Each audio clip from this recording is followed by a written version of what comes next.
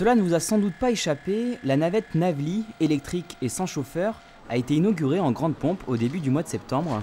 C'était dans le quartier de la Confluence, devant des journalistes de toute la France.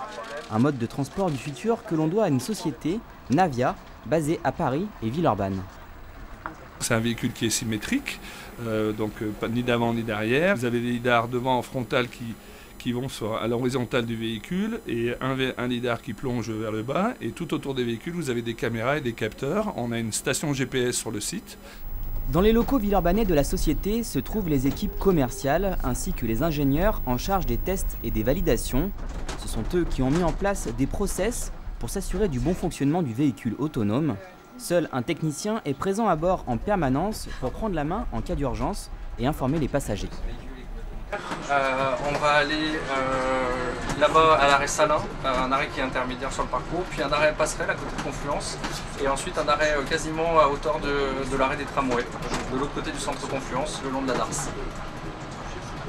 Alors sa logique de ce service, c'est la logique du dernier kilomètre, puisque c'est une navette qui permettra de prendre les passagers au terminus du tram, T1, à l'hôtel de région, et les amener jusqu'au bout de Confluence. La cible principale, ce sont les salariés qui, tous les matins, nombreux, viennent travailler dans ce secteur. Je crois que pour eux, c'est un vrai plus, ça leur évitera de marcher à pied, ça leur évitera surtout de prendre la voiture. Je pense que grâce à ce service, les gens n'hésiteront pas de prendre les transports en commun pour venir travailler tous les matins.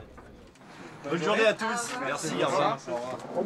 La navette intelligente peut transporter jusqu'à 15 personnes et rouler au maximum à 20 km/h. Elle dessert pour l'instant à Lyon les docks de la Confluence, mais les commerciaux villeurbanais de la société espèrent bien séduire d'autres villes et pourquoi pas s'étendre sur un marché international.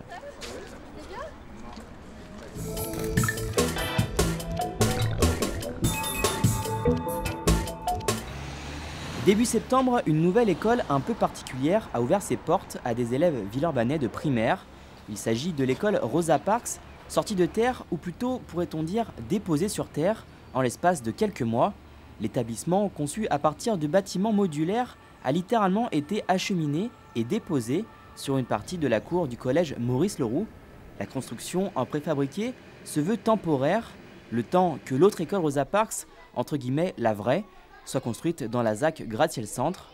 Si au départ, l'aspect provisoire de l'édifice a crispé certaines familles, elle semble aujourd'hui rassurée.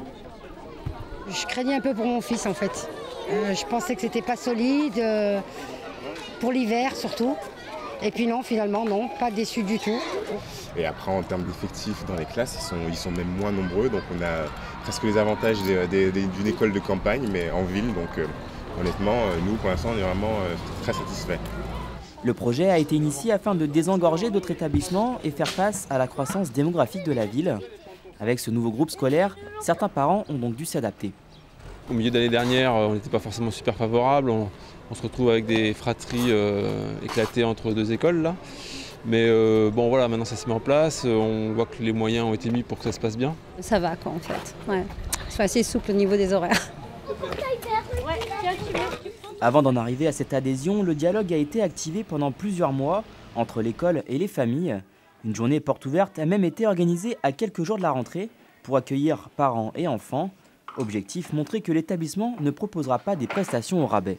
On a une bibliothèque, on a un local avec un aménagement pour les visites médicales, il y a une salle d'art visuel, donc on a vraiment tous les éléments qui font une école pour qu'il n'y ait pas de différence finalement entre l'école Rosa Parks et puis n'importe quelle autre école de Villeurbanne. Et pour casser l'aspect pour l'instant impersonnel de la structure, des initiatives sont proposées. L'artiste illustrateur Jérémy Fischer a ainsi entamé une œuvre directement sur la façade. Il va continuer à travailler avec les enfants de l'école pour continuer la fresque dans les années qui viennent, ce qui va permettre aux enfants aussi de participer à la décoration de leur école et vraiment à s'approprier cette école. Au total, l'enceinte peut accueillir 8 classes.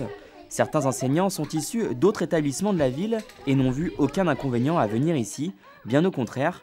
La vraie nouveauté sera donc en fait pour Antoine Desormières, jusqu'à présent enseignant de CP, nommé directeur de l'école. On a tous choisi cette école. En quelque sorte, on a sauté sur l'occasion parce que c'est une aventure dans la carrière d'un enseignant de pouvoir démarrer une école. Et lorsque tout le monde a découvert les locaux, tout le monde a été a été agréablement surpris parce qu'on a accès vraiment à du matériel de qualité, que ce soit pour l'isolation sonore, pour la climatisation, l'équipement numérique. Pas moins d'1,5 million d'euros ont été débloqués pour acquérir et aménager les bâtiments modulaires. Ils pourraient d'ailleurs à nouveau servir à l'avenir sur un autre site, mais resteront quoi qu'il en soit ici jusqu'en 2019, le temps que le projet Rosa Parks de Gratte-Ciel Centre soit achevé. A noter dans vos agendas la 23e édition du festival Un Doigt de Jazz du 6 au 13 octobre. Durant tout le mois d'octobre, des animations diverses sont prévues dans la ville pour mieux comprendre et combattre le cancer du sein.